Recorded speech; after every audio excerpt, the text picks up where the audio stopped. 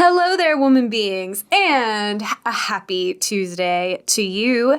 If you are listening to this episode on Tuesday when we launch. Which you obviously are, because you definitely listen to it at the moment we release it. Because you definitely have a reminder set on your phone, right? Absolutely. Right? Why wouldn't you? But Why wouldn't you? Here's the thing. If you don't have a reminder set on your phone, don't worry. We got you. You can follow us on our Instagram where we will, one, post a preview so you get a little sneak peek. A little tasty taste. Love that. And then, two, we will post a graphic / cute picture reminding you when our episodes are live. So just go ahead and go give us a follow. Drop a review while you're at it, because why not? But anyways. Wow. Today. So much plugging. This is new for us. This is new. This is a first. But today we're going to talk about canceling, about culture, the cancel of culture, and cancel culture in general. So, Dun, dun, dun. get ready. We're going to just dive right in. This is Woman Being. Where we explore thoughts and opinions. And have the freedom to change our minds. Without expectation or judgment. We will hold a safe space and support each other As we navigate together in the form of feminine. All right. So, ladies, I feel Lady. like... Oh, wow. Thank you. Lady. I love Lady. it. I love it. I can't imagine. This is probably what a performer, like a comedian or like a pastor, not that pastors are performers, but like a little bit. They are. Would feel when they get a response from the audience. Come Yeah. on. Like Or a there's laugh. there's a or a laugh. Yeah. There's like ooh, that tickles my feedback. ego. I'm like, hi, lady. But, okay, I feel like this is something that is constantly at the forefront of our minds within media, within potentially even news, occasionally, and it is cancel culture. I feel like it is something that is a household topic that people are constantly looking at, investigating, holding. Mm-hmm. But as we've all become more and more aware of this phenomenon, as we like to say, Phenomena. Dun, dun, dun, dun, dun. and there are obviously very varying degrees that it can be helpful or actually potentially cause a lot of harm to people. What are the initial things that come to mind talking about this topic? Yeah, no, that's a great question. Currently, when it comes to cancel culture, I am tired of hearing about how bad cancel culture is. Valid. I'm like, okay, person who's so afraid of cancel culture and tired of it, are you sad that Harvey Weinstein got canceled? Really? Are you sad about that? Yeah. How about Jeffrey Epstein? You sad? Yeah. You sad that he got canceled because of all the sexual abuse? Yeah. Yeah. I'm like, It's super valid. where are the critics now? Yeah. There can't R. Kelly. Anybody Yeah. want him to be uncanceled? I mean, there's a lot of people that still love R. Kelly. That's true. That's all good. But I'm just and I mean, even Bill Cosby, there's a lot of supporters now that he's been released. But Yeah. I'm just okay, people, I understand that it's wrong to bully people on social media, blah, blah, blah, but I'm currently very irritated with all the fear and the do-good, I don't know, trying to be relevant pastors and whoever being cancel culture is bad, let's cancel culture. And I'm like, oh, okay. All right, Yeah. that's fine. Yeah.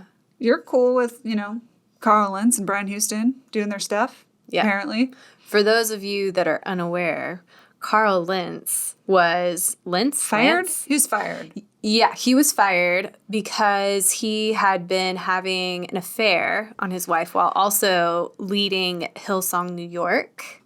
And then Brian Houston came out recently that he had been helping cover up some abuse that his dad had inflicted. It didn't come out, but he has been charged covering up abuse in the 1970s when his dad was apparently harming young boys. Yes. Mm-hmm. So And he is the lead pastor of Hillsong. He is the main campus in Australia. Yeah, the main dude. He's written several books. Yeah. I mean, very He's well the big man. beloved, He's well the big known. man. Yeah. But yeah, you're right. We're seeing a lot of trends around I don't want to say men in power, but men in power that are being stripped of their authority in a way. And then there's also like this boohoo situation from other fellow leaders. In And the same yeah, I think a lot of space. people are afraid that like they're going to get canceled or they're going to say the wrong thing and whatever. And I mean, that's fair. Like nobody wants to lose their reputation and influence, but also like who's crying about some of these people that have been canceled? I want to know. Yeah. Fair. Yeah. I feel like when I hear the term cancel culture, I tend to first question what people really mean when they say that, because it is used in so many ways. True. So, like, I hear a reporter on Fox News complain about cancel culture, and I feel like it means a very different thing from hearing, like, maybe a Black activist talk about cancel culture on social media. Like, they tend to mean very different things. That's true. And I think that I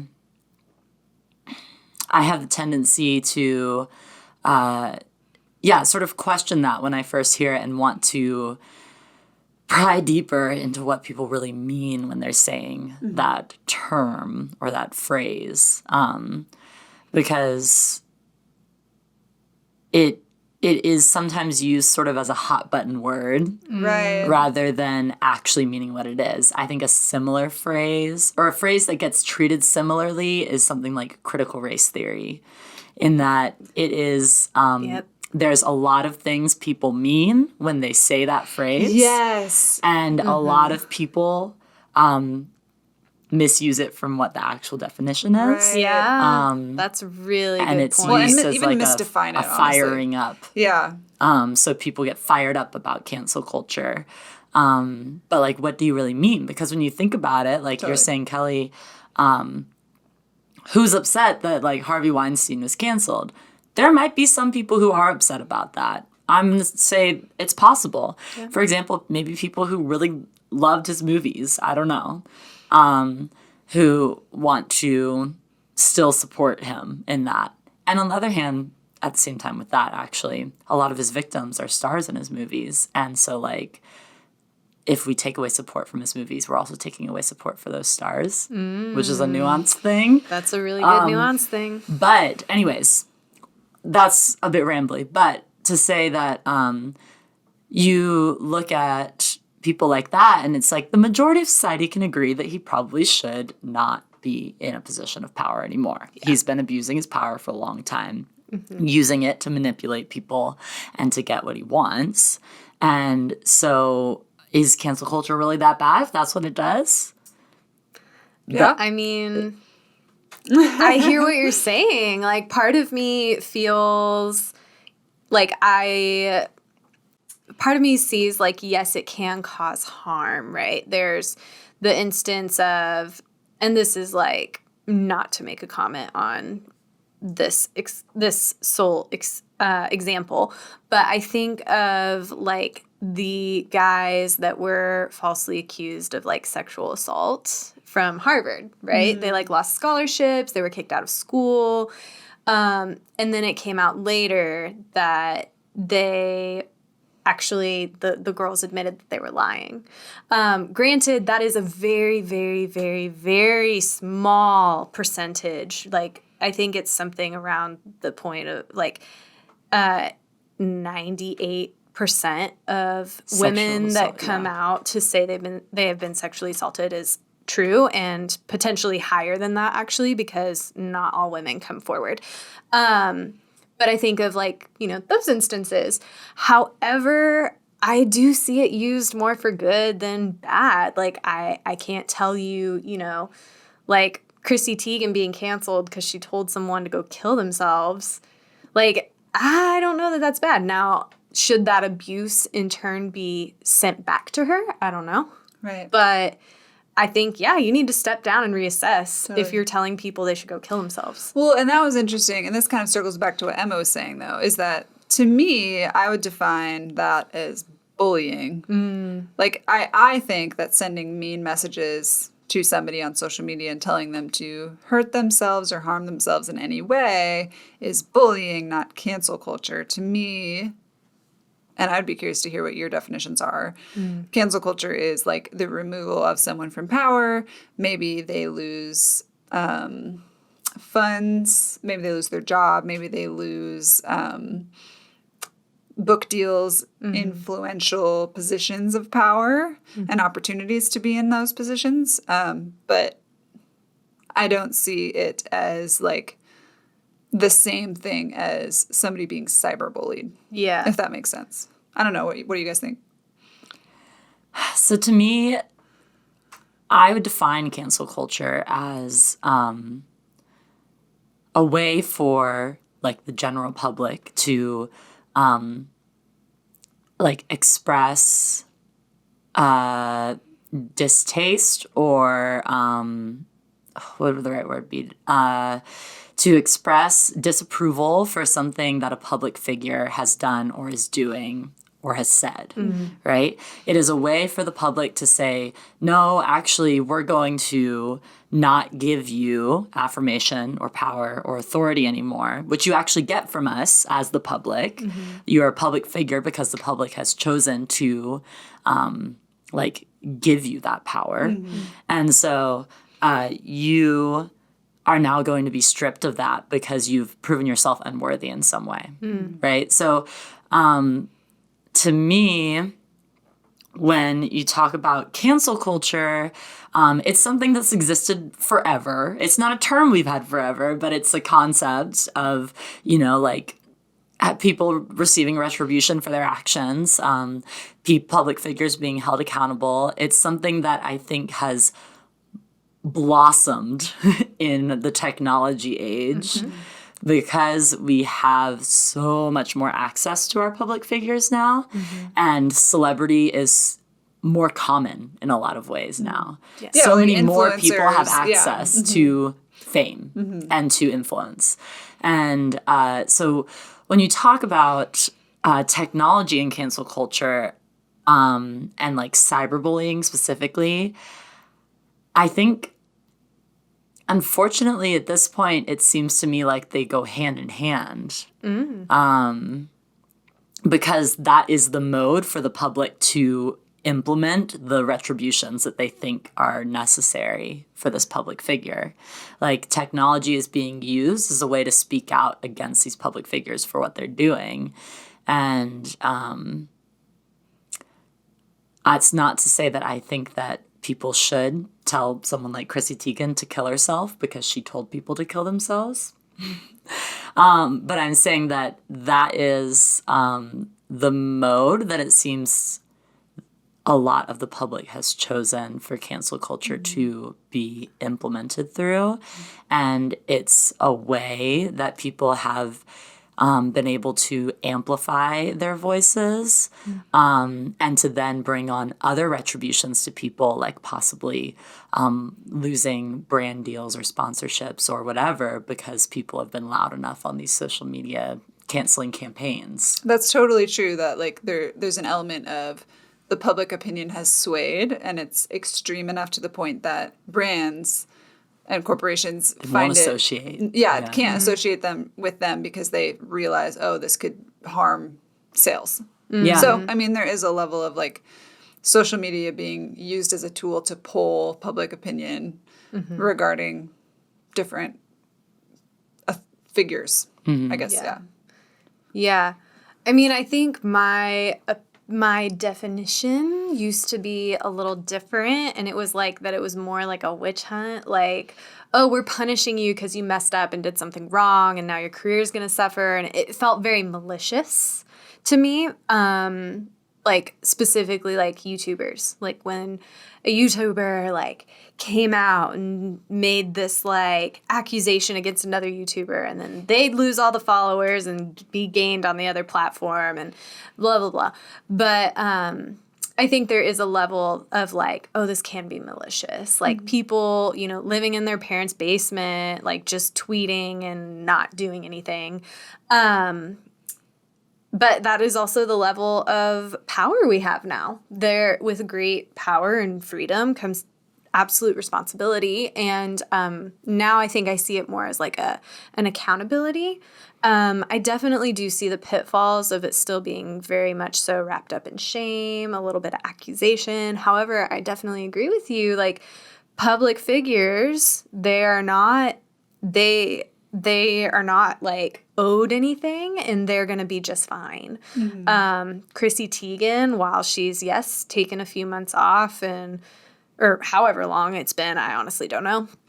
She's been out of the public eye for a little bit, but she still makes great money off of her cookbook. You know, she still has like 4 houses, and, you know, like, she's going to be okay.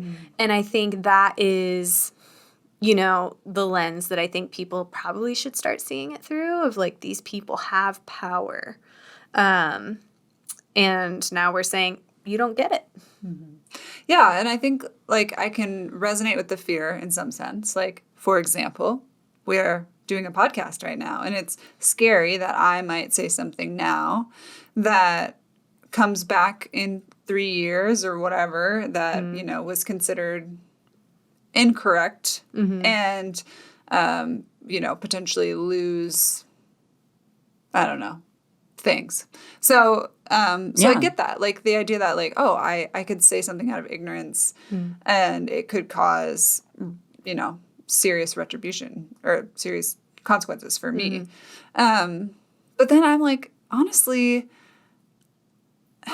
there's so many people out there, though, that have an opportunity when, you know, people call them out to, like, come forward and apologize. And I feel like I'm thinking of, like, Aziz Ansari and I'm trying Lin-Manuel Miranda, even, who's been called out for certain things.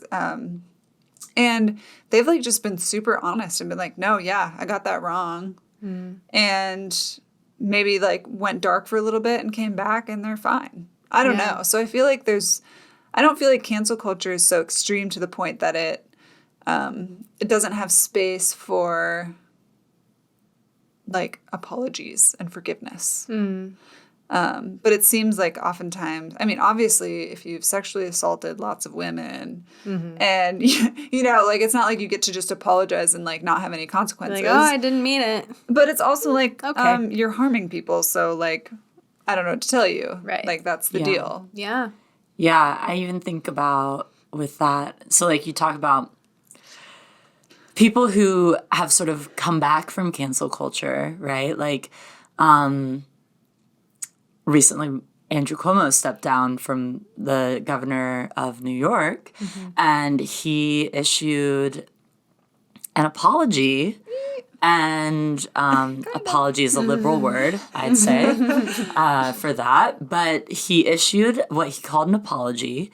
And in it, he basically says, oh, well, I'm just an older man and I'm from a different time. And so I just didn't really know that I was sexually assaulting these women. I didn't know I couldn't touch the small of her back and call her baby. And, like, I'm pretty sure he also touched some women's breasts and, like, different things. And it's like, He's like, oh, I'm just an old timer. He's like, oh, it just wasn't that way back in my day. And I thought it was a compliment. I'm like, okay. And he's like, and maybe I should just he said, this is a rough paraphrase, but pretty close to what he said, I think, is, well, I think that I should step down because we just need to get back to focusing on governing. And so he basically dismissed his sexual assault allegations as a distraction from governing rather than as legitimate, like, complaints from these women that have worked with him and have worked within his administration, who have, As in if some that's cases, not a distraction from governing. Yes, and just because maybe, like, you as this, like, older man from another time, if you will, didn't think that these things were bad. Your response shouldn't be, well, it just wasn't that like that in my day, because just because it wasn't like that in your day doesn't mean that women did not feel violated in your day when those things happened to them. Women just didn't have a space to be able to speak about it. Yeah. And so at the same time, you should instead listen to what women are saying and, like, try to evolve the way that you're thinking rather than saying, well, I'm just stuck in my ways because I'm 60 something. Totally. And that, but like, I don't know if we could classify Cuomo as being canceled even. I mean, he's choosing to step down. Yeah. But like, Well, It's on because he his was at the terms. risk of impeachment. Yeah. right. And so it's like, he's going to maybe probably come back for re-election. I mean, we'll see. Like, Yeah. Yeah. see how the cards fall. But Yes. I don't know. But Yeah. it's definitely a fall from grace for him in a lot of ways Totally. because he was like a darling of New York, yeah. yeah, like I mean, he's comes from a very famous political family that has very deep ties in New York State, and then also was applauded at the beginning of the pandemic for the way that he handled it as this like just stunning front runner of a governor in terms of his handling of the pandemic. There's multiple reasons why he's fallen from grace in that realm. But anyways, I think in a lot of ways he has been canceled in the sense that he has lost a lot of Favor. For sure. For sure. Yeah. Yeah. Yeah, I would agree. So I think this really like speaks to ways we have seen this positively used. We've seen some negative ones. Granted, they are they are far outweighed. There we go. Totally. By the benefits. You know, like saying, "Hey, you are a corrupt leader. You need to step down." Or actually like we're drawing a line in the sand and saying you actually can't treat people that way. But I guess what I'm curious about is, do you feel like there's been like pressure to either be for or against cancel culture? Do you feel like there's been, it feels like everyone's very willing to tell you what they think about it, but it all feels very like they're reciting things they've heard. And so I guess I'm curious to hear, like, if you felt pressure from outside influences. I think, at least in my Christian conservative experience mainly, that the like pressure or whatever has been to agree, or just the general consensus that cancel culture is bad and we need to not cancel people. And like there are parts of that I agree with and I think like are valid. Like I don't want to cancel other human beings from being human or from being allowed to exist and like live. But I think like other pieces of it are like, well, no, actually, like you got canceled for a reason. Yeah. Which I've kind of already said, but like there's kind of like this entitlement. And you mentioned like people feeling like they're owed a certain thing. And it, to me, it's like, I'm sorry. I'm trying to find an example. Ellen, whatever. I don't know if that's a fair one. Let's just use an easier one. Like, I'm sorry, Kevin Spacey. If you sexually harassed and assaulted women, like, it's not a bad thing that you're not someone that is being elevated and given influence in this world.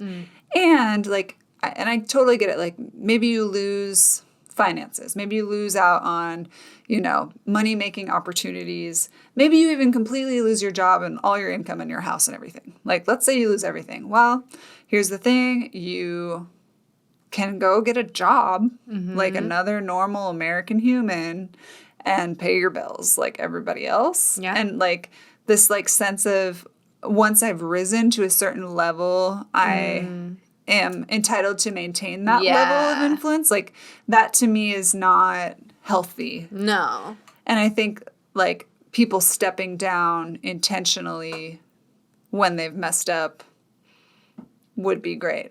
But there's, like, this idea that, like, oh, well, I made it this far. I've climbed, Yeah. you know, I've achieved this American dream, and I thus Yeah. am entitled to all of these things. Yeah, I should maintain it. Right. Which is such a good word. And I'm like, I need dude- to maintain my lifestyle. It's like the Lord giveth and he taketh away. So, Yeah. like, Yeah. sorry. I mean, sort of like I mentioned earlier, like this comes from the public giving power to these people, right? Like they're public figures.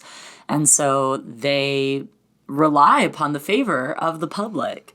Yeah. And they're not entitled to that. No one is entitled to status or to fame or celebrity. We actually get a say in that. And I think that part of cancel culture is people realizing that they do have a say.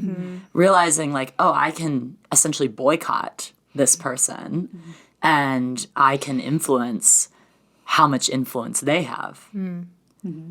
But I feel like the messages that I tended to receive are generally in favor of cancel culture, in the sense that like, well, these people have done bad things, and so we need to hold them accountable. Like when the Me Too movement started, it was like, these people need to figure it out. They need to be held accountable for what they're doing, and this has been going on for far too long in the dark. And I feel like the general thought that I get is like, when a cancel bandwagon begins, there's a lot of pressure to join that bandwagon. So I think also about like J.K. Rowling being canceled, about her views on trans people and a lot of things that she said that have really hurt the LGBTQ plus community. And there's people that would argue that you shouldn't even read her books anymore or watch her movies. And if you don't, I feel personally like a little bit of like, a little bit of guilt almost for like still enjoying her content. Because there's a pressure to join that bandwagon. And I think there's a lot of debate around, like the artist versus the work of art and what Dr. do you do Seuss with that? recently is a good Yes. example. And how do you treat that? But I typically feel the pressure to join in on cancel culture, not necessarily in an active way in terms of like cyberbullying somebody, but to be in agreement that this person should be canceled, is what I tend to feel pressure towards, is that, well, this person's done something wrong, so come on, let's make sure that they pay for that. Yeah. See, that's so interesting because, like, in like the conservative background that I come from, like the Me Too movement is bad. Which at the time that it came out, I was like, no, this is good. Thank God for this is finally happening. But like, I still hear to this day people complain about Me Too. Yeah. And they don't get it and they don't understand and they missed the whole point. Yeah. And I think even like a resistance to political correctness kind of creates this resistance to cancel culture, is like, oh, I should be able to say whatever I want and not have repercussions. And yeah, I don't know. And the pressure is to just be like, oh yeah, totally. But like, I'm like, nah, you can't just say whatever you want. Like, and if you say something wrong, you should own up to it, you know, and seek to understand why, like, people are upset by what you said. Not just think everyone's whiny, like, mean libtards. Yeah. I totally hear what you're saying. I think the more I've thought about it in preparation for this episode, the more I've realized that I've felt like I've been pressured to agree that cancel culture is bad, but I'm recognized the source of that pressure, and for the majority, it is white men that I have felt that pressure from. Granted, backstory, which we all probably know, but I came from a very conservative Christian background, and so that's what I had in my circle. And that was what had influence over me growing up, mostly. Granted, I was a rebellious feminist at a very young age, and so I did push against the grain in a lot of ways, but that is not one of them.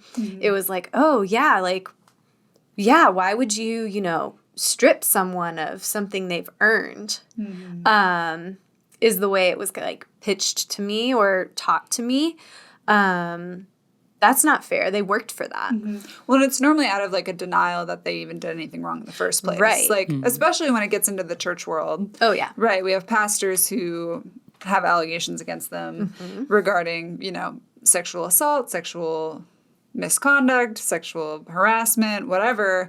And people's main response is, A, it didn't happen. It's a lie. These women are liars. Yep. And B, the cause of this is cancel culture. And so to me, it's often, and you mentioned like white men are the pastors that I grew up under, you know? So it's like their response to that is like, oh, cancel culture is bad. It is a vehicle of Satan to cancel people, when it's actually, to me, essentially gaslighting and failing to, be accountable for the church's own failings. Absolutely. Yeah, and the thing is, I think that there's ways that the church and also culture at large do this in that's even more insidious and subtle.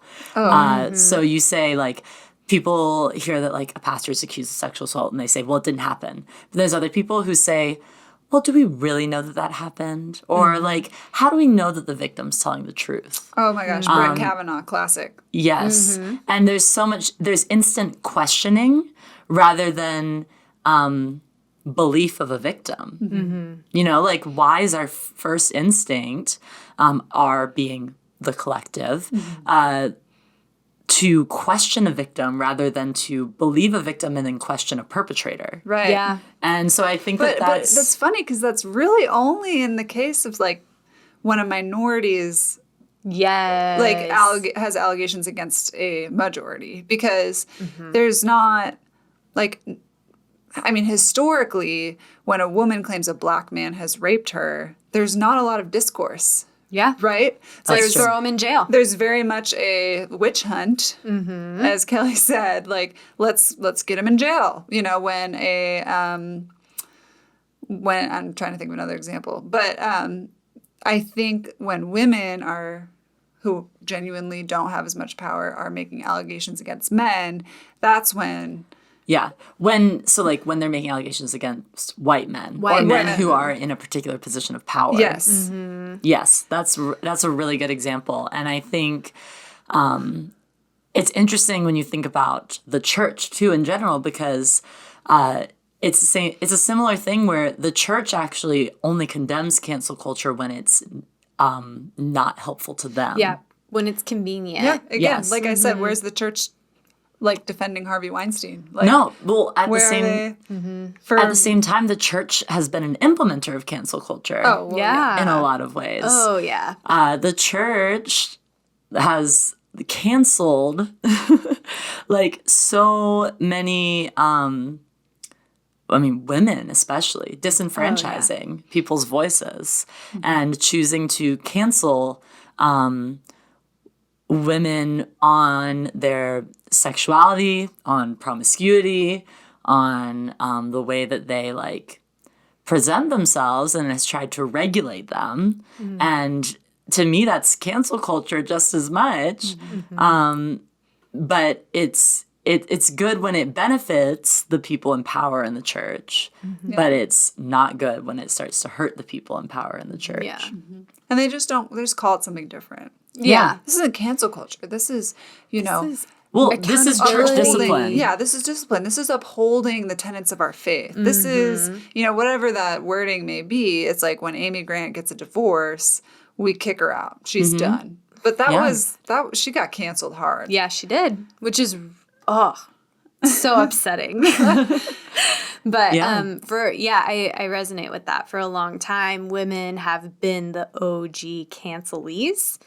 And minorities. And minorities in general. That is super fair.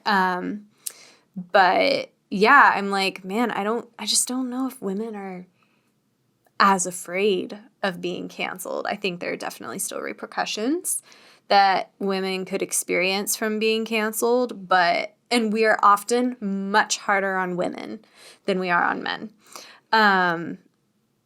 But yeah, I don't know. Anyway, I just started kind of realizing how much my opinion of this topic specifically was one that really just served white men. Yeah. So Yeah. I can think of a specific instance being in a church service right now where, like, someone's praying and it's, like, passionate or whatever, and he's like, let's cancel culture. And everyone's like, yeah. You're like, Wow. what? And church people, man. I know. What the heck? And I understand the sentiment, right? Like, the sentiment is people shouldn't be canceled. but the functionality of it is keeping generally white, powerful men in positions of power and turning around, canceling other people, but calling it something different. Mm-hmm. Yeah, Wrapped it's up accountability. wrapped up in religious virtuosity. Mm-hmm. I mean, and it comes also with the flawed idea that the church is always right. Yeah. And the idea that the church has the right to impose their morals, their rules, their whatever onto the general public. So that's a whole other rabbit trail. But I mean, I think it stems from that, a lot of the justification the church uses. Yeah. So, do we feel like these things are conflicting or not? The ways we've seen it used positively, the way we've seen it used negatively, like, I feel like we've talked about it kind of holistically, but like, how do these things go together? Do they go together? Can they exist in the same space? I think that one issue that I have with cancel culture is that it's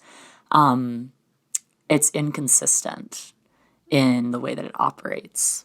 So because it's sort of this like, chaotic social phenomenon that in many ways comes from the firestorm of the hellhole that is Twitter, and like has a lot of like ties to that kind of internet culture.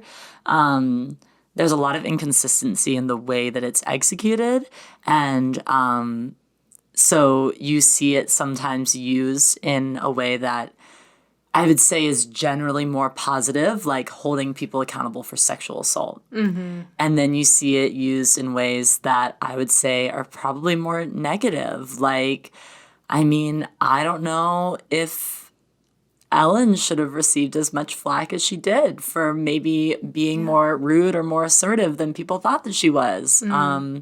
Or I don't think that, I think people like Sarah Palin. It's a really good example. Monica Lewinsky. Yeah, like people who received a lot of hate for not really Like much that was the that most bad. minor things, like, oh my gosh, Sarah Palin making a joke about being able to see Russia from Alaska. Yeah. That garnered so much, Oh, yeah. like, hate. Well, and and I harassment. remember in like my conservative Christian circles, it was like her daughter who's not married is pregnant. Yes. I was like, now, I mean, then still, I was like, okay, how does that affect her potential for presidency? Like, what does that even do? Yeah. Mm-hmm. And now, even more so, I'm like, holy shit. Why does that even matter? Well, and Jamila talks about this a lot, is the way that media is cruel to women in general. And I feel like I've definitely seen that, and women, I think, have been victims of cancel culture in a lot of ways. And maybe now that the tides are being turned, people in power, men, white men, are like, oh, this is so bad. Yeah. But they don't really recognize or acknowledge the way it's been executed on other people. Well, and I think I want to, like, say real quick, like, you mentioned, like, Aziz Ansari and Lin-Manuel, I can't say his name. Lin-Manuel, he never, I'm going to clarify, he never got canceled, but like, he there was held were accountable. criticisms of his work on both In the Heights and Hamilton. Yep. And he, like, came forward and was like, no, you guys are right. Like, Right. this is not a holistic story that includes all people, like, Yeah. and it's limited in what it can do. And I totally recognize, like, the people groups that have been left out. Yeah.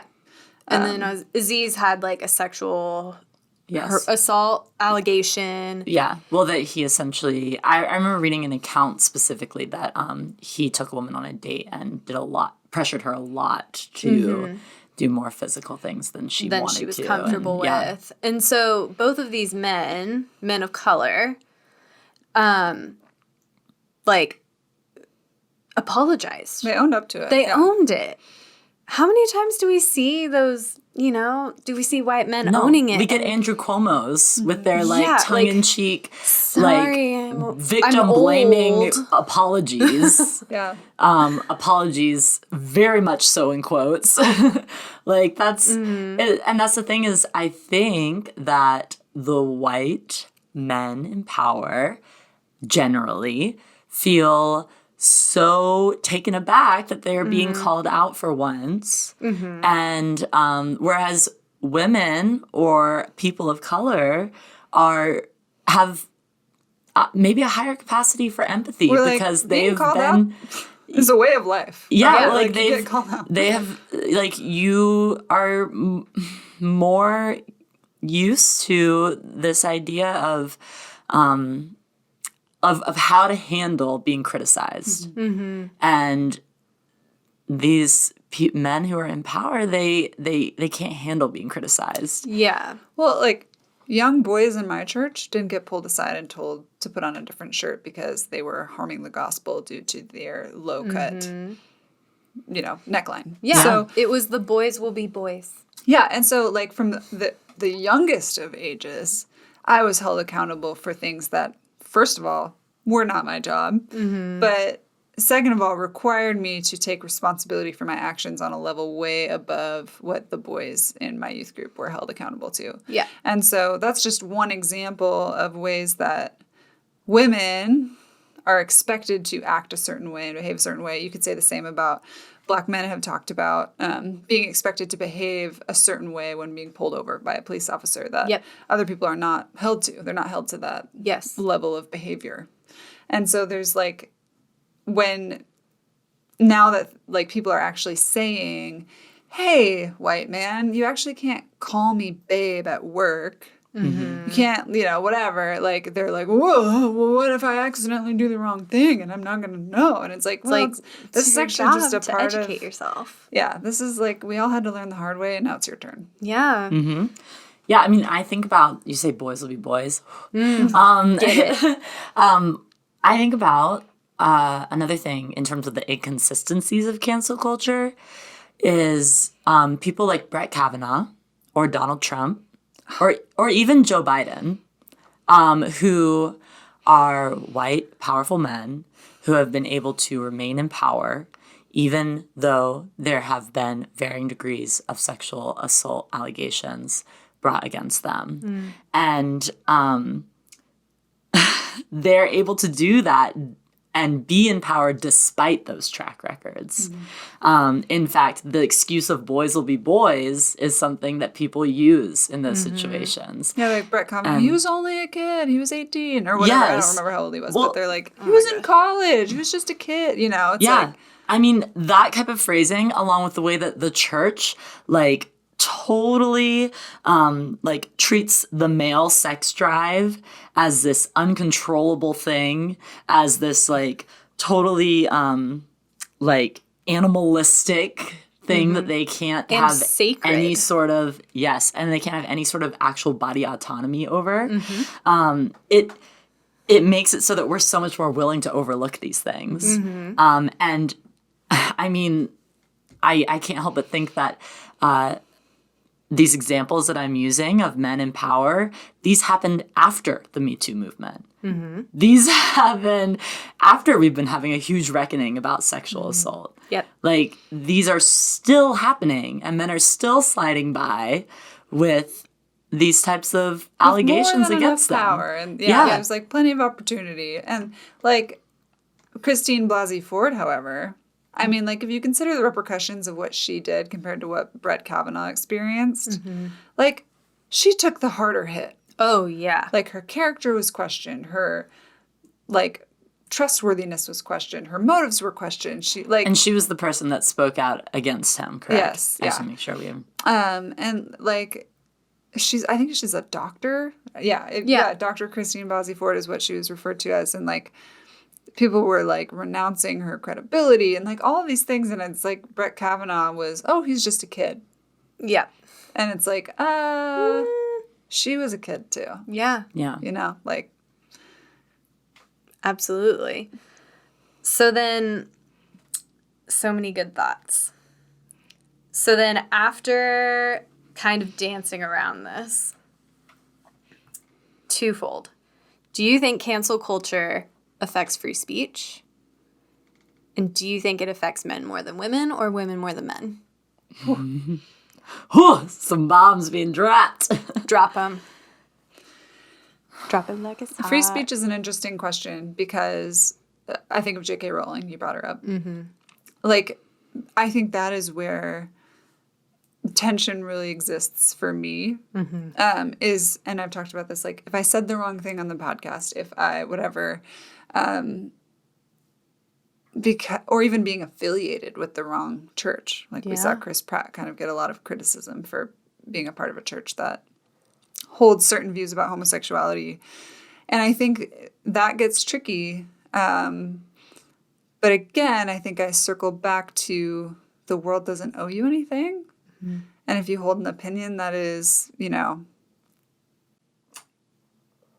in opposition to the general public, like, it's not, I mean, and I think it should be protected. So I'm not saying it's not a big deal, but I am saying, like, in terms of the scope of things that are wrong in this world, I don't know if that is, like, my number one priority in making sure that white men are allowed to say, like, jerk things. I don't know. I mean, the thing is, they are allowed to say whatever they want. Mm-hmm. There just might be repercussions to that. Yeah, and that's fair. That is the way that life works. There's consequences to your actions. Like, the freedom is there. I mean, and there's cancel culture that's response to things people have said, and there's cancel culture that's in response to things people have done. Mm-hmm. And I think there's a little bit of distinction in that, because you can sexually assault people, and that is an action, and you get cancel culture for that. Or you can make a statement that's unpopular, and you can get canceled for that. Sure. And I think that just as much as you have the right to say whatever you want, people have the right to disagree with you as much as they want. People have the right to dissent against you. People have the right to say bad things about you even. Mm-hmm. There's, like, a lot we are allowed to do. We live in a very free country. Mm-hmm. And so I don't think that it infringes necessarily on freedom of speech. I think, sure, maybe people might feel pressured to not say certain things because they're afraid of cancel culture. Mm-hmm. I think there's always things that we feel maybe pressured to not say because we're afraid of what people will think. Mm-hmm. You know, like, I mean, I don't know if this is a really dumb example or very simplistic, but, like, if your friend gets a new haircut and they're, like, very apprehensive about his haircut, you're going to feel pressure to tell them the haircut looks great, even if you think it doesn't, right? You're going to feel like you want to comfort them. You are feeling pressure to act a certain way in order to get a better response from your friend and to help your friend feel better. That's a very simplistic, like, watering down of things. But, like, we feel pressured to say certain things and to avoid saying certain things in a public sphere because we're afraid of repercussions for that and what reaction we might get from people. And I don't think that that is changing freedom of speech. I think it's just changing sort of, like, what societal pressures and norms there are. Yeah. And, like, why people might feel the need to say certain things, you know? Like, I think there's a big conversation right now around self-censorship, and that self-censorship is a result of the fear of cancel culture. But really, when you think about it from a societal standpoint, we're constantly self-censoring. Mm-hmm. Like, you're not going to talk to someone who has a different political opinion. Well, you might.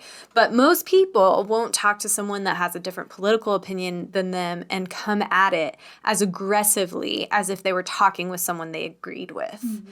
You know, like, there is a level of what is acceptable and socially unacceptable. Like, and so I'm like, I don't know. Yeah. I mean, on the flip side, I think that we need more room for actual discourse. For sure. Rather than taking one thing that someone said and then a firestorm falls down upon them because they said one thing. Right. But the thing is still, it doesn't feel as much like a freedom of speech issue to me as it does like a need for cultural discourse and for better handling of situations. Yeah, you know? For sure. I think that when people like tout freedom of speech as being something that's being infringed, I mean, it makes me think of people who balk at mask mandates, honestly, and who say, oh, my freedom is being violated because I'm being made to wear a mask. But we are made to do so. We are also made to wear clothes every day. Like, we cannot walk around naked. And that violates my freedom to walk around naked. But socially, we have decided we will not walk around naked. And it actually is illegal. And so not wearing a mask is actually not illegal. But it is something that a lot of organizations are requiring of people as a safety precaution that actually doesn't hurt you. And I think that when people yell, you're violating my freedoms with that, it's a gut reaction that goes to an extreme. Just like when people say cancel culture is violating freedom of speech, because you're jumping to an extreme to like inflame people and to fire your people up about it and make them mad so that they then cancel culture. But that's really a misconstruing of what it's actually doing. Well, and at the end of the day, you are not being told that you cannot say specific things. I mean, there are some things that you can't say. You are being removed from a position of influence. You are being potentially removed from platforms that elevate your voice. But once all these things happen, you can actually continue on with your life, saying the same things and living the same lifestyle and having the same values. And so you're not going to be criminalized for saying a racist comment. But if you're canceled because of it, that's not necessarily an infringement on freedom of speech. That's just societal peer pressure. Yeah. And I mean, when it does become criminal is when you incite violence against people, when that actually does become a tangible thing in the real world. Yeah. But besides that, like, you can say whatever you want. You can. Yeah. There are restrictions on freedom of speech that have legal, like, ramifications. But in terms of other people being able to tell you that what you're saying is not okay, that's not a restriction on freedom of speech. That is them exercising their freedom of speech. And you can choose to adhere to what they think, or you can go elsewhere. And that is freedom of speech. Yeah. That's what it is. For sure. Yeah. When it comes to men versus women, oh yes, that's a this discussion. Is interesting. Yeah. So, like, Kelly Ann, I think you mentioned very briefly how women have been sort of the original subjects of cancel culture. And, I mean, when I look at history, that's true in many ways, right? We see in the Bible women getting canceled, if you will, for things like adultery, while the men get no repercussions. Like, the adulterous woman that is brought before Jesus to be stoned, where's the man that she was with? Where is the man who was also committing an act of adultery? Nowhere to be found. And then you think about things like the Salem witch trials, where tons of women were targeted for being witches and killed because they were different, because witchcraft and demons. I mean, there is a lot of speculation now that there was a particular fungus growing in the wheat that they made beer out of in that area of the country. And so literally, speculation, right? This is not actually fully grounded research. It could be, and I just haven't looked into it enough. But there is a theory that was a hallucinogenic fungus growing in the wheat that they would make beer out of in this section of the country. And so literally, which beer back then was so common because water could be potentially unsafe. Yeah, everyone drank beer. Yeah. Everyone drank beer. Everyone drank beer, consumed it, and literally everyone collectively was hallucinating that women were witches. That is wild. Isn't it Never heard that crazy? before. Yeah. I mean, that's obvious. Like you said, that's speculation. So do your own research Do on your that own. or whatever. Call me out But if that I'm is wrong. like, whoa, that would be such a interesting phenomenon if that's what was happening. They actually But think also, they why was know- it that women were targeted in that? Right. Specifically. Exactly. For sure. You know? Yeah, it seems like regardless of what the hallucinogenic if they were their result was, there's still an effect of like man destroys woman. Yeah. And so it's like that's not It doesn't like excuse it. It doesn't I would excuse say. the behavior, but it's necessarily. very interesting. Yeah, It that's is. fascinating. It's fascinating. Yeah. But I think about all of those things. And then we've mentioned some women like Monica Lewinsky, who it very much parallels like the adulterous woman in the Bible who received condemnation, but the man didn't get the same Waltzed level. away. Yeah.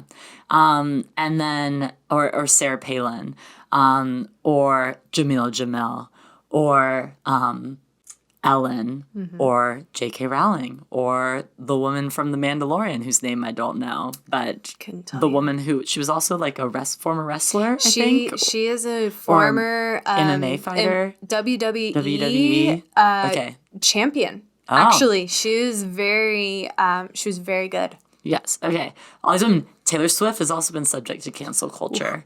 But all of these women have received cancelings.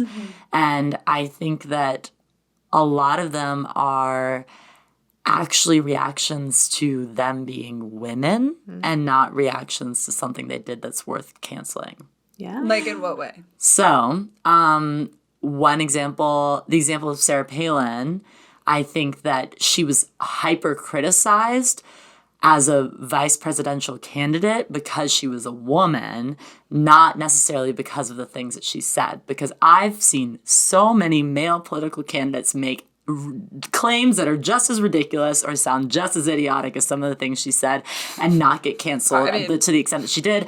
George W. Bush would be an example. Our former president. Yes. Joe Biden is an example. Donald Trump is an example of saying things that are so outlandish or weird, like I can see Russia from my house or whatever. Yeah. And she was so crucified for that. And I say this, and I don't agree with Sarah Palin's politics, but you seeing that, or seeing Ellen, who is somebody who had a lot of issues with the way that her show was being run behind the scenes, and some of that I think there's debate on like how much she really would have been involved in that, but as a really host of this show. Yeah.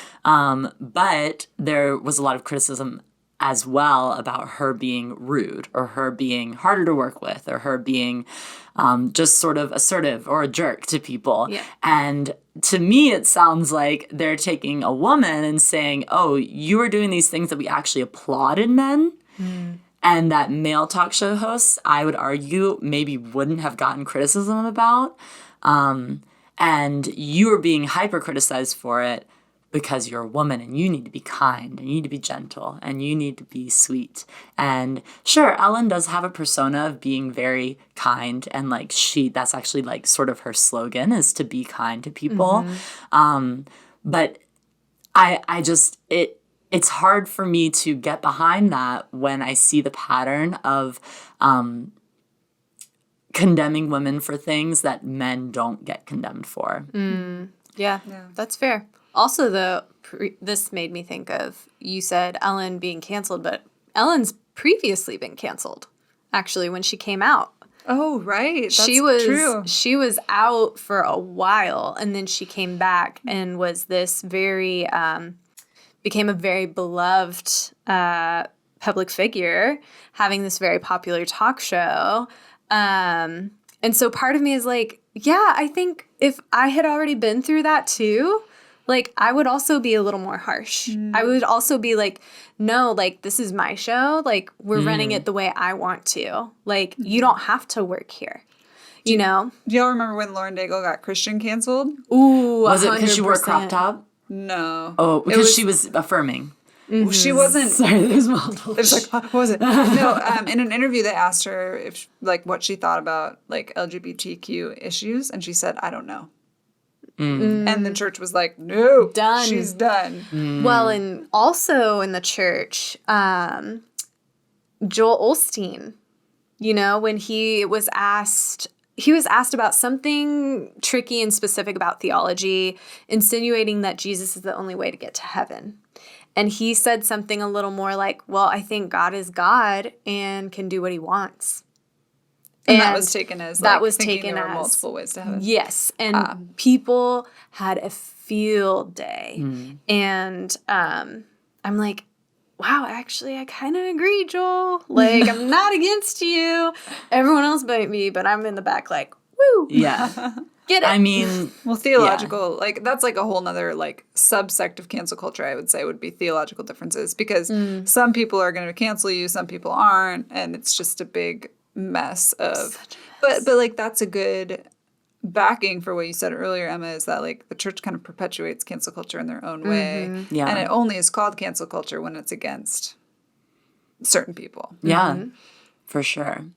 And it's interesting because it's only when it's about certain things. Because if you think about someone like Joel Osteen, he may have gotten some flack for his theological differences, but he's able to get flack for that and criticism for that. Whereas if a man in power in the church sexually assaults someone, he gets a cover up. And so the church picks and chooses. It says, "Oh, well, if you disagree with us theologically, we're gonna cancel you for that, but we won't cancel you for doing things that are literally against your theology, like sexually assaulting somebody and against the law. Yes, and the actual law." And so they say, "Oh, well, we don't want to impede the furthering of the gospel, so we're going to cover this up." Right. But Rob Bell comes out and says that love wins, and he's gonzo.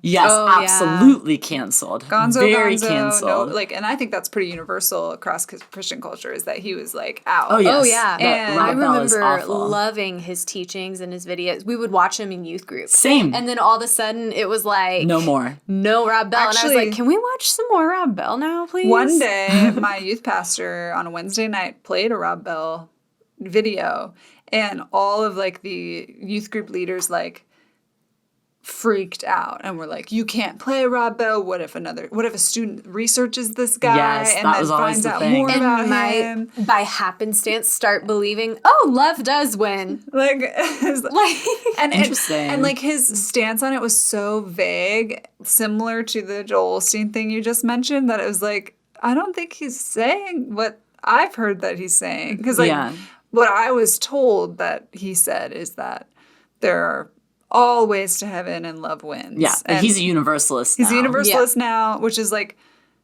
barely what he said. And like he might think that, but like that doesn't mean he's not a proponent of the gospel anymore. Also, like, if you listen, I've like fairly recently listened to some of Rob Bell's like current podcast, and like he like very much so still believes in Jesus. And isn't that what Christianity's kind of all about? Like, isn't that sort of the crux of it all? Yes. Is Jesus. And like he very much believes in God. Like, I guess there's It's like, can it's everything just like else just be why secondary? is this person being condemned for something that's actually, I would argue, not a crux of our faith? Because the crux of our faith is, it's funny that I'm using the word crux, because the crux of our faith is kind of the crucifixion, the crux. And so like, it's fascinating that the church chooses to condemn people on that, but doesn't choose to condemn people like Ravi Zacharias, Brian Houston, freaking whatever the other guy's name is. New York pastor. Yeah, that guy. Well, I mean, Carl Lentz did get fired. Carl Lentz. Yeah, he did get fired, but yeah, I mean, it happens, but it happens so much. it happens it's so rampant. often. The cover-ups. The problem for me is when it comes out is one thing, but the events leading up to it coming out is the problem. Is like we choose to not cancel someone for as long as possible until it like makes a big media release and it can't be stopped. Can't and so deny then, it anymore. Then we fire them. You know, so that like. And it's like, then it's like, oh, we're so heartbroken to know or to hear. But so many victims are told, oh, well, if you come out about this, like you're going to hamper the progress that this ministry is doing, and you're going to, souls will be lost, and think of all the good that this organization does. And like, it's just, Yeah. We should have a whole nother episode about church abuse. Stay tuned. We should. Maybe we will. Novel idea, Kelly. Novel idea. No, but to sort of bring it back a little bit to women, one other thing that I did want to say is, like, I perceive that culture and the church are both particularly harsh on women when it comes to this type of stuff, when it comes to canceling them for things that men maybe wouldn't be canceled for, and for kind of being hypercritical.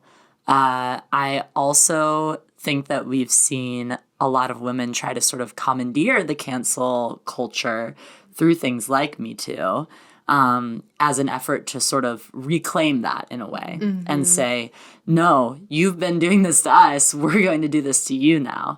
And I get that. Like, I think that there's very similar veins that you see in movements like the Black Lives Matter movement of like, well, no, we need to actually turn this around onto you. And I'm not going to really like knock someone for that.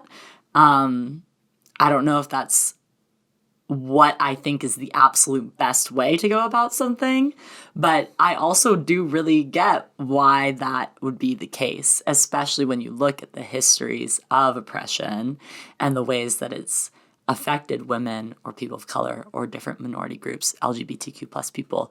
Like, I get the wanting to turn that around onto the oppressor and say, you get condemned too. But then we have rampant cancel culture that still disproportionately affects these minority groups. And so we still see women getting affected more, and we see men like Donald Trump, Brett Kavanaugh, Joe Biden getting away with things. And that is current. Yeah. Even though, like, to me, it shows that this cancel culture turning around is still flawed. You're trying to take something that's flawed and use it against the oppressor, but it's still a flawed thing. Yeah, I completely agree with you. I do think it's flawed. I don't think it is the end all be all. However, I do feel like, specifically around women, I agree with you. Women are held to disproportionately higher standards. But also part of me thinks that they're more resilient because of that. I think that I kind of mentioned this earlier, but I don't think women are as afraid of being canceled. I think we hear a lot of men being afraid. Like, now men are afraid of being accused of sexual misconduct or sexual assault or just any sexual anything. And I think it comes, that fear is like, oh my gosh, I could be held accountable to something, but I didn't know. And it's like, okay, well then it's your responsibility to educate yourself. Yeah. And when you are held accountable, you need to apologize and own it. But I don't think we see women scattering to like hide in the shadows, to be, that are worried of like, oh my gosh, but what if I get called out? It's like, I'm a woman. Like, I've been tried, like, people have tried to control me by using words like bitch, slut, and whore my entire life. So try and cancel me and see if I can't mutter an apology and an admittance that I was wrong. Yeah. I think there's something really, really key that you said in there that I don't want us to like brush past, which is that the reaction to cancel culture shouldn't be fear of being canceled, but instead an effort to educate yourself and to grow. Like, you shouldn't say, oh, well, I'm afraid of cancel culture, so I'm going to cancel culture. Like, that actually is the opposite of progress. That's regression. And that's trying to keep norms that are actually toxic. Because canceling cancel culture actually means cancel culture against the people who aren't used to being canceled. It doesn't actually stop it for the rest of society. No. And instead, if you feel fear about being canceled, why don't you take a moment to say, oh, why do I feel afraid of that? And how can I move forward, educate myself, and learn about these things that I'm afraid of being canceled for, so that then I don't have to fear them, because knowledge actually allows you to brush off fear, you know? Like, I just think that that's so important. Yeah. Is that people who are fearing this and coming out of a fear-based reaction, which is pretty much never like helpful in social situations like this, they're thinking of this in such a like a convoluted way. Yeah. I've experienced that like on a micro level in like sexual harassment trainings. And like nobody likes sexual harassment training in work. I do. But, I think Kelly it's the does. best. Kelly loves it. I love it. And I mean, I think it's so Kellyanne valuable loves and it. important. But like, I think there's always that hesitancy in a group of like, well, what if I did this, but I didn't mean it? And, like somebody feels, hurt or whatever. And it's like, first of all, if someone approaches you and says, hey, that sucked, like, you can acknowledge that and like fix it. Like, and the more open you are and the more aware and empathetic and prone to want to seek to understand someone else's perspective, the more likely you are to get called out on stuff like in a casual way before you're called out on stuff in a serious way. Absolutely. And so I feel like there's a level of adjusting our perspectives to be learners and to really want to treat other people kindly in the way that they are advocating for themselves to be treated, as opposed to treating them the way it's always been. Yeah. That's actually what I was going to say, or something along those lines is even if it's like, hey, we have a disagreement and you are feeling quote unquote canceled because of the disagreement, you sit and you take a second, you ponder it, you truly seek to understand the other person's perspective, and then you're like, you know what? I still came to the same conclusion.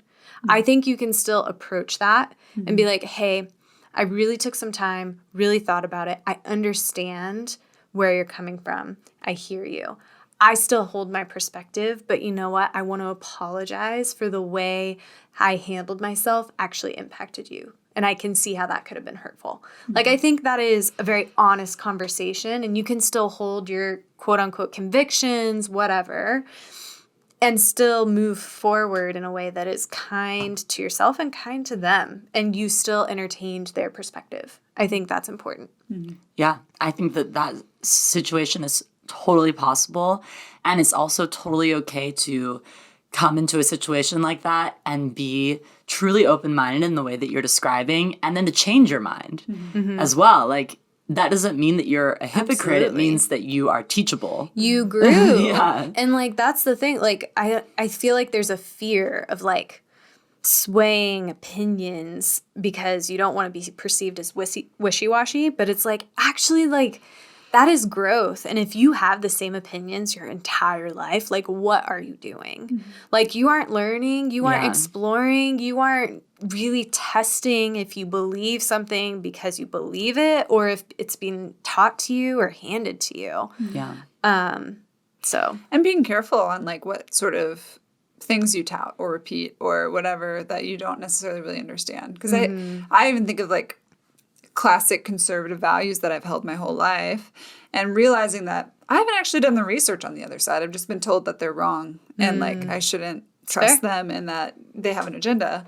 And actually, like, withholding an opinion is actually okay until you really feel like you've landed somewhere. Just like Lauren Daigle saying, I don't know, when asked about homosexuality. She said, I really don't know. Yeah, like that's okay. I think it's okay to say you don't know and to ask questions and just like try and listen to alternative viewpoints, because ultimately at the end of the day, like, these are people that you have to live with and work with and breathe with, and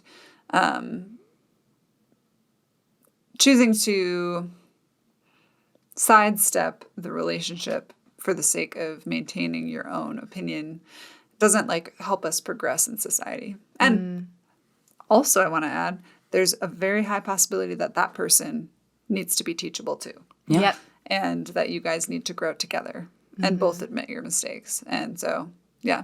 Yeah. All right. So we have talked so extensively about the space of religion, the space of politics, space of influence. I mean, we covered a lot. We covered so much. Men versus women. I think we threw microaggressions in there at some point. I mean, here we go. But after all of this beautiful conversation, honing it all in, how do you think we can move forward as society utilizing cancel culture as a tool for a healthier community moving forward? I don't know if I have faith in society, but I think it comes down to being self-censorship that you mentioned, but like just being accountable for oneself. Like what I would love to see actually is I would love to see people volunteer to step down. I would love to see people say, you know what, I've been a politician in power for this long and this is what I did, and I'm going to take a back seat so that other qualified people can take the baton or whatever, whatever the proverbial role word is. But I don't think that would ever happen. But I like, especially for the church, I want pastors to take accountability. And I really wish that we would see more leaders stepping up and setting that example in terms of being proactive about making it right. And see people actually take criticism well. That's what I wish. Like, I feel like cancel culture wouldn't have to exist if people could hear each other and step in to make it right before, outside forces have to force them to come to terms with what they've done. I don't know. Yeah. I'm a big believer in apologizing first. Yeah. So. Yeah. I mean, I think that the idea of cancel culture itself is flawed in a lot of ways because it looks at things through a binary of good and bad. You're saying this person's good, we won't cancel them. This person is bad, we will cancel them. And you a lot of times are looking at maybe an instance of something that they did rather than at their life as a whole. So people getting canceled, like I think of Jenna Marbles as an example, who is someone who got canceled for doing blackface and making some offensive comments in her videos that were made in 2009, maybe, like a while ago. And who actually doesn't create content like that anymore, but was canceled and really, really criticized for those former videos like a decade later. And it's like, okay, like, are we looking at her impact and her as a person across this time? I think also about, I've heard Black advocates in like local governments who have to work with white male government officials who have also participated in things like blackface in their past, but who are actually on the same side politically. They're maybe both Democrats.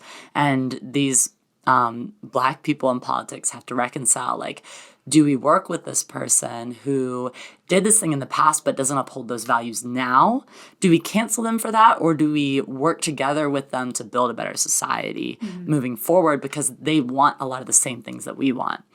I think about things like that and I'm like, it's so hard to look at things through a binary of good and bad. People are more nuanced. People are more complicated than that. And do I think that, like, people should be called out when they do something that's bad or that's harmful to other people? Absolutely. Yes, I do. But I think that cancel culture focuses on individual instances rather than on, like, systems of oppression, like we cancel somebody for a racist comment rather than looking at the systems that have allowed racism to flourish in our nation, right? We call out these tiny things in the scheme of the systems at large, and those actually don't make very much progress in terms of dismantling those systems and of breaking them down and of trying to create a better society as a whole. Because I mean, kind of like I touched on before, like it's the idea that like of fighting fire with fire, you know, or an eye for an eye. You're using aggression to match aggression, and I just don't think that works very well. I mean, I think also about the criminal justice system, where we are very punitive in the United States, and we believe in retaliation, basically retaliation-based punishment, in which somebody commits a murder and they receive the death penalty. Or somebody commits a crime of some sort and they wind up in prison. And we've seen that doesn't work very well. It actually increases poverty rates. It actually turns into people being more likely to be imprisoned again. It creates tons of mental health issues, and it puts a huge economic burden on our country as well, not to mention. But you see other systems that are more restorative, where countries have put in place systems where criminals can instead reconcile with the people that they have violated in some way, where they can make amends and put in efforts in that direction rather than being reactionary in the way that people are punished and being so focused on like retribution and that fighting fire with fire. It says, no, let's actually like bring us to a position of peace. And actually, this is something that has been a practice for a long time in indigenous cultures. So like indigenous cultures in the United States had these peace talks that they would administer between conflicting groups, and that's something that we have not adapted into our American culture now in the way that we deal with conflicts and the way that we deal with violations and crimes. And so I think that that's paralleled a lot to cancel culture, because it says, oh, you must receive an equal opposite reaction, rather than how can we bring this into a place that's more whole and a place that's more healthy? How can we bring peace? Instead, we say, we're going to bring even more harm, I think, in a lot of ways.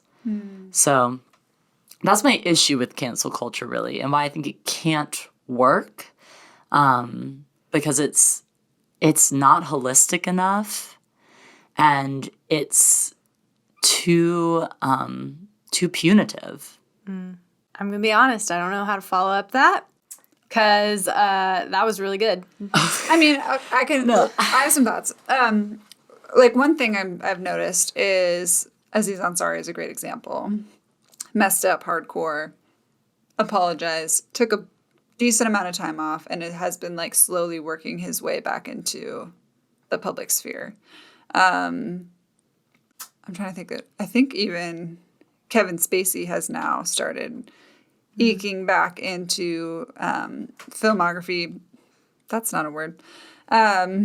Filmography is a word, but I think that was the wrong use of it. I was going back into his career in film. And I think oftentimes cancel culture translates to canceled forever.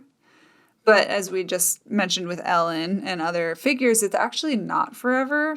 It does like take time for the dust to settle and for people to move on and heal. And so I think, I don't think it's wholly punitive, or I would say not wholly, but solely punitive, because there is a level of, punishment that is inflicted, but also a level of like, take the time to do the self work and come back when you're ready to join society again.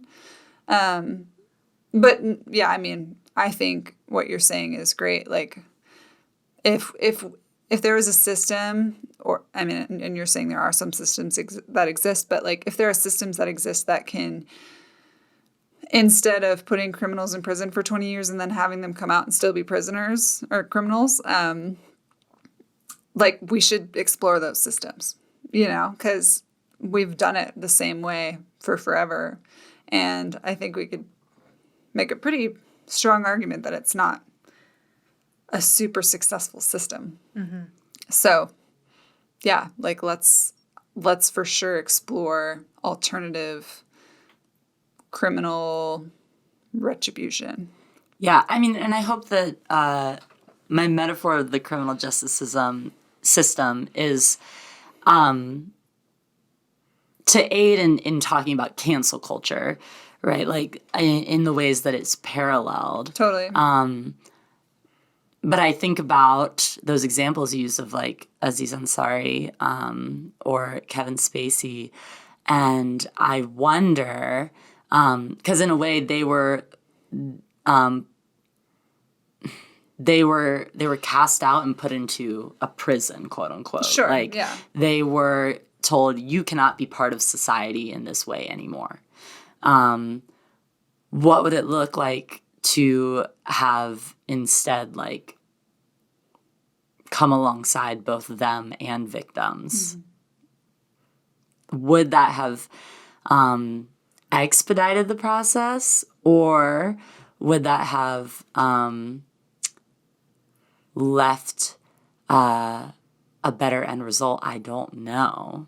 But I also think that they seem to me to be in a minority of cases, you know? Well, and I will say too, like, coming together as a society to help someone heal, I think still requires, hey, you're going to have to set that down for a little while, your influence and your fame and your money. And you're going to have to agree to that, and you're going to have to willingly step into a process of healing. Yeah. Which is different from an unwilling person being thrown into, quote, prison. Yeah. And I think that the thing is like, yes, like they did like Aziz Ansari did apologize and did like, put in effort, and see the error of his ways. But also like at what cost to himself, because how much hate did he receive at the same time? Yeah. As part of the cancel culture, like proverbial arm that Totally. that swept across, like how much like damage did that do to him as just a person to receive the kind of hate that he received? Because I think that's part of the casualty of cancel culture as well. Yeah.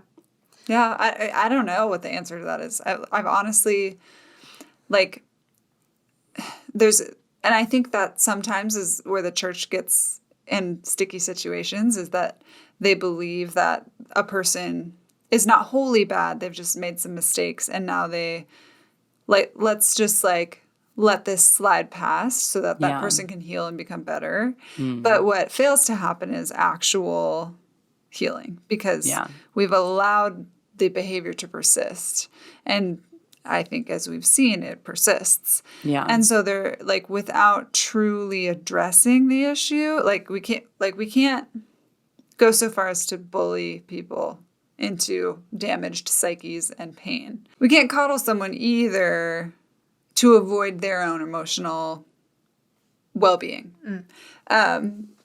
Because the fact is, like, hey, you actually did something wrong and you gotta fix it. For sure. I mean, I think that people still need to be held accountable for things that they do.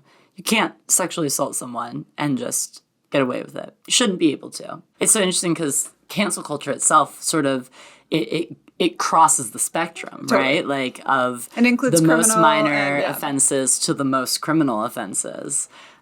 So it's hard to put a hard and fast rule onto it. Yeah. Well, and also rehab doesn't always have the best track record in America.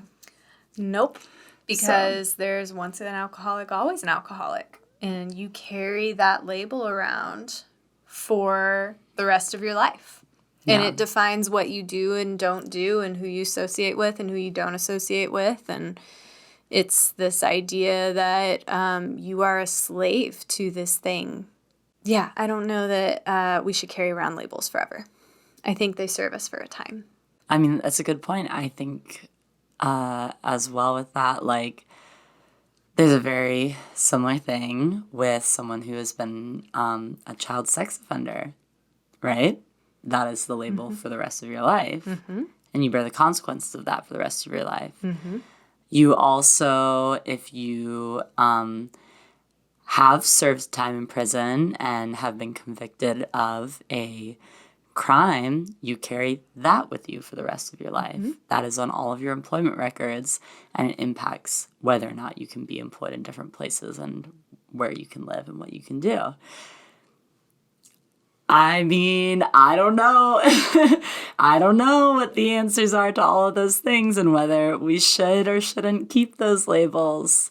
In some cases, I feel like instantly like, oh no, we shouldn't keep those labels. And then there's some like, I don't know. I don't know. Yeah, If you were in possession of child pornography and harmed children, it's kind of crossing the line for me. But then also, can't people be redeemed from that?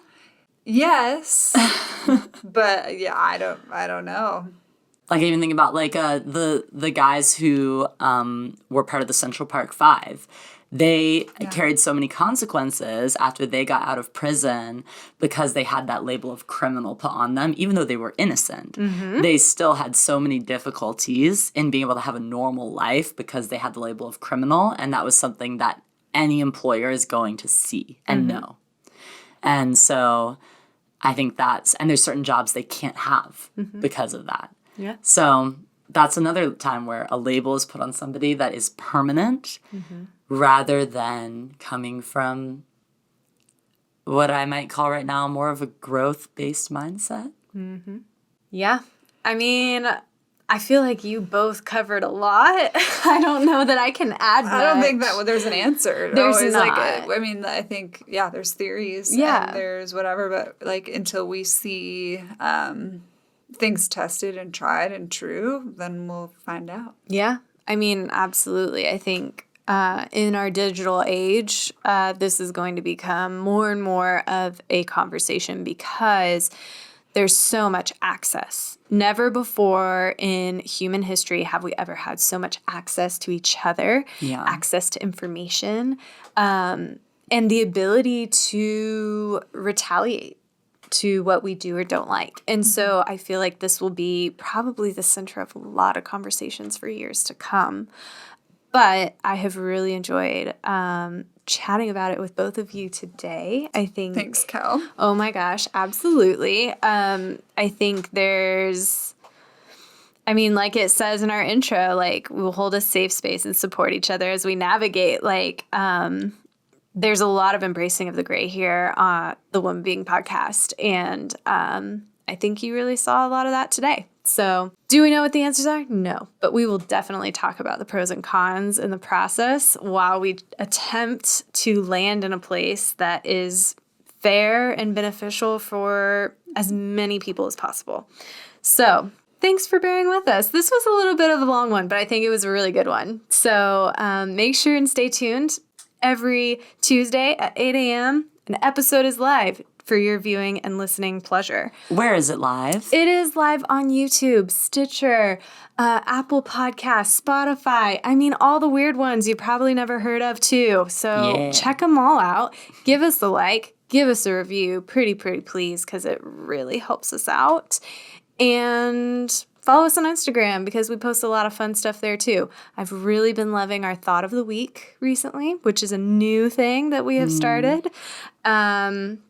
But yeah, make sure to engage in the conversation. We're totally here to help host space. So all that to say, thank you, Kelly. Thank you, Emma. Thank you, Kellyanne. Thank you, Kellyanne. Have a great rest of your day, guys. We'll catch you later. Bye. Bye. Bye.